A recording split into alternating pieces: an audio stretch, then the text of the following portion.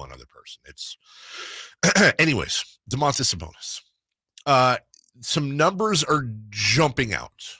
The Kings generate a staggering 1.36 points per possession when Domantas Sabonis posts up, which ranks second out of 616 players in the database of players who've posted up at least 1,000 times in a season, going back almost 10 years.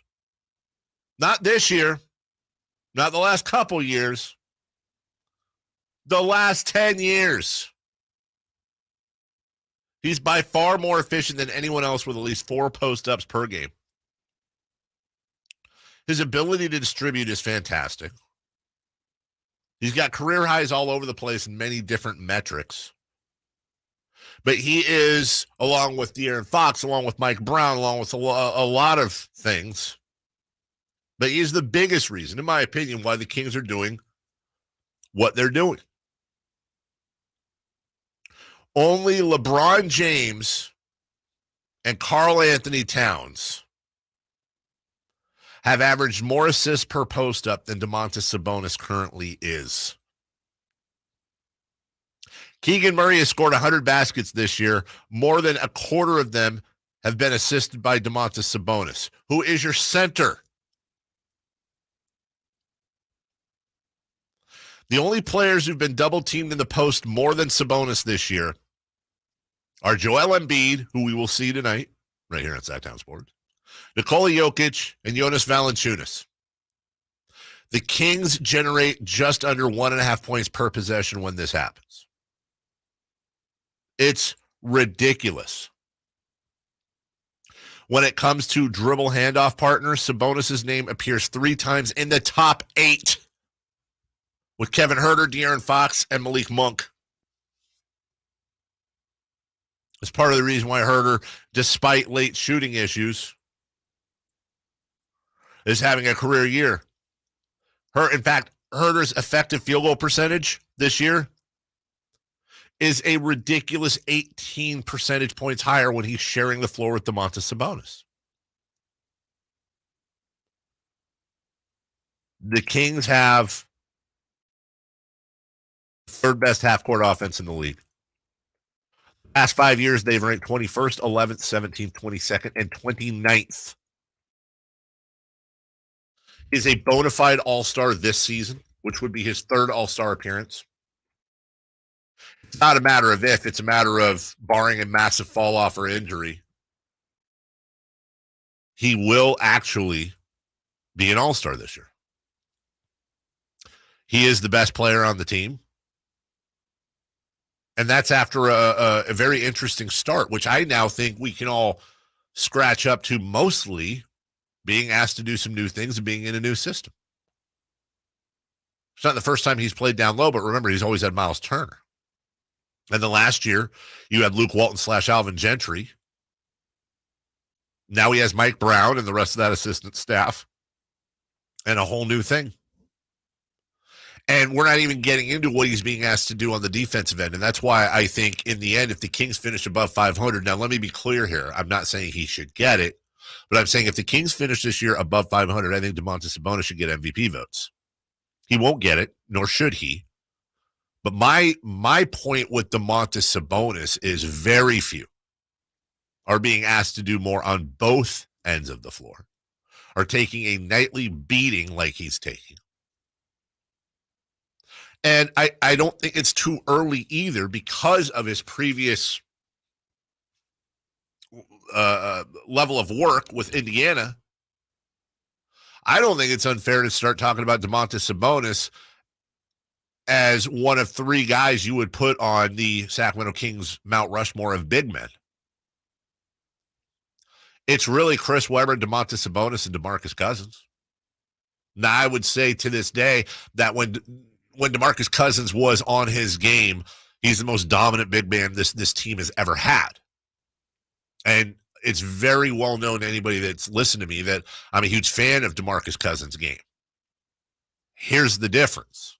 And it's a whopping difference. By the way, Sabonis will never be the scorer that Cousins was. But here's the difference. there was a lot of extra things DeMarcus Cousins brought to the game. A lot of extra things. And Domantas Sabonis has the opposite of those. There's no flaws with him. He has an amazing attitude. Even when he disagrees, you ever notice this when you're watching him? Even when he disagrees with ref calls, you know how you know when he's really mad? He smiles. He's beloved in the locker room. And he's got this kind of, especially for a kid who grew up the son of a famous international basketball player, always had money. He could have grown up being a stuck-up wiener. But you know what? You watch him speak and you ask him questions. You hear him answer things. And he has this humility to him. He's humble. Almost shy.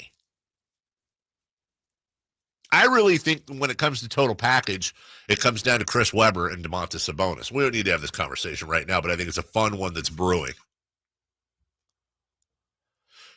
Domantas Sabonis will never be, by the way, the scorer Chris Webber was either. There's no question Chris Webber's a better scorer than Domantas Sabonis. But I would say this. Domantas Sabonis is better than Chris Webber in almost every facet of the game other than scoring. And I know that some people probably just drove off the road or said, here he goes again. What a horrible take. How dare you? It's not an indictment on Chris Webber. Look at the numbers. And by the way, look at who Chris Webber was playing with. And that's no offense to the guys currently on the squad. But you're talking about a guy who played with Bibby and Williams and Vlade. I mean, in Vlade and Webber, you had two prolific passing big men. I've said it before. Domantas Sabonis is like if Chris Webber and Vlade Divac had a baby, except a better defender. Not by a ton, by the way. I'm not I'm not ready to say Domantas Sabonis is a super plus defender. But he is a building block. And I don't care what Tyrese Halliburton's doing. I wish him the best. But you give me somebody that excels in Domantas Sabonis' spot versus what Tyrese is almost certainly going to be the following. A 2010 guy who is incredibly efficient, probably an average defender like Sabonis, and a leader. It may sound like I'm ripping Tyrese. I'm not. That's fantastic. And he'll probably make 3 or 4 All-Star teams. That's great. I mean, seriously, that's a great career.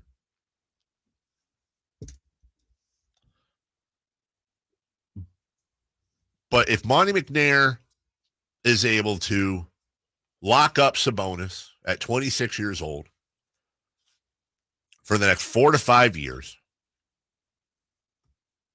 you can give me that trade every day and twice on Sunday because, again, I will reiterate it again. When you're having these arguments with people, you don't have to rip Tyrese Halliburton or discredit Tyrese Halliburton to make your point about Domantas Sabonis.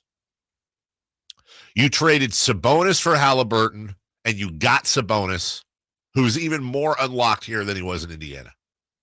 You were able to get off Buddy Hield's contract and his horrible basketball decision-making. And then whatever the difference is between Fox with Halliburton and Fox now is almost an NBA player in its own right.